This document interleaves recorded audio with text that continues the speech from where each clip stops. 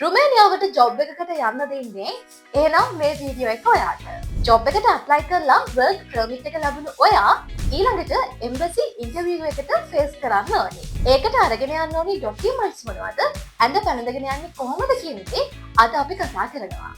Interview එකට place කරනවා නම් ඔයා ගාව තියෙන්න ඕන ප්‍රධාන ඩොකියුමන්ට්ස් තමයි ඔයාගේ පාස්පෝර්ට් එක, ඔයාට ලැබුණු වර්ක් පර්මිට් එක, ඔයාගේ ගැරන්ටි ලෙටර් එක, work contract document එක, ඔයා යන ආයතනයෙන් ලැබුණු service agreement එක, ඒ වගේම foreign ministry එකෙන් certify කරන ලද police report එක සහ online ගෙන්නන ලද police report එක කියන දෙකම තියෙන්න ඕනේ. foreign ministry එකෙන් certify කරන ලද police report එක අවුරුද්දක් වැලිඩ් වෙන්න ඕන සහ අවමය මාස 6ක් ඉදිරියට බලංගු වෙන්න ඕනේ. අනිත් police report එක මාස 3ක් වගේ කාලයකදී ලබාගත්ත බලංගු කාලේ තව ඉදිරියට තියෙන පොලිස් රිපෝට් එකක් වෙන්න ඕනේ. ඊට අමතරව මෙච්චර කාල ලබාගත්ත දෙස් විදෙස් එක්ස්පීරියන්ස් පෙන්වන්න පුළුවන් documents, visa size white background එකේ ඔයාගේ ෆොටෝස් දෙකක්, දින 180කට කවර් වෙන විදිහට අලුතින් ලබාගත්ත travel insurance එක වගේ ප්‍රධාන ඩොකියුමන්ට්ස් අපි සූදානම් කරගන්න ඕනේ. එම්බසි charges ගෙවන්න ඩොලර් 124ක් ඔයාලට තියෙන්න ඕනේ.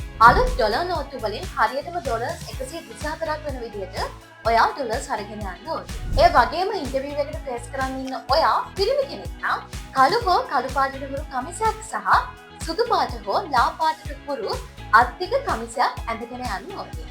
ඇඳුම් පිළිවෙලකට අයන් කරගෙන යන්න ඕනේ වගේම ඔයා ටයි එකක් පළඳිනවා නම් තද පාටට නැති සරල ඇඳුමකට ගැලපෙන ටයි එකක් පළඳින්න මතක තියාගන්න. ඒ වගේම ඔයා පළඳින සපත්තු දෙක හොඳින් පොලිෂ් කරලා කළු හෝ දුඹුරු පාට සපත්තු දෙකක් නම් වඩාත්ම හොඳයි. කොණ්ඩේ සහ රැවුල නිසි ලෙස ප්‍රසන්න විදිහකට සකස් කරගෙන ඉන්ටර්විව් එකට යන්න. ඔයා ගැහැණු කෙනෙක් නම් කළු හෝ දුඹුරු පැහැති කලිසමක් හෝ සායක් සමග සුදු හෝ ලා පාට බ්ලවුස් එකක් හෝ සුදුසු චාම් ඇඳුමකින් සැරසෙන්න. ඇඟිලි වැහෙන විදිහට කළු හෝ දුඹුරු ඇඳුමට සුදුසු සපත්තු යොදා ගන්න. හිසකෙස් පිළිවෙලකට සකස් කරගෙන ස්වභාවික පෙනුම වෙනස් නොවන ආකාරයේ සරල මේකප් එකක් දාගෙන යන්න. ඉන්ටර්විව් එකට යන්න කලින් ඔයාගෙන් අහන්න පුළුවන් මොන වගේ ප්‍රශ්නද, ඔයා ඒවට දෙන්න ඕනේ මොන වගේ උත්තරද කියන එක හොඳට ප්‍රැක්ටිස් කරලා යන්න. ඉන්ටර්විව් එක දවසේ ඔයා කරන්න ඕනේ වැදගත්ම දේ තමයි හරියට නිවැරදි වෙලාවට කලින් ඉන්ටර්විව් එක තියෙන තැනට යන්න එක.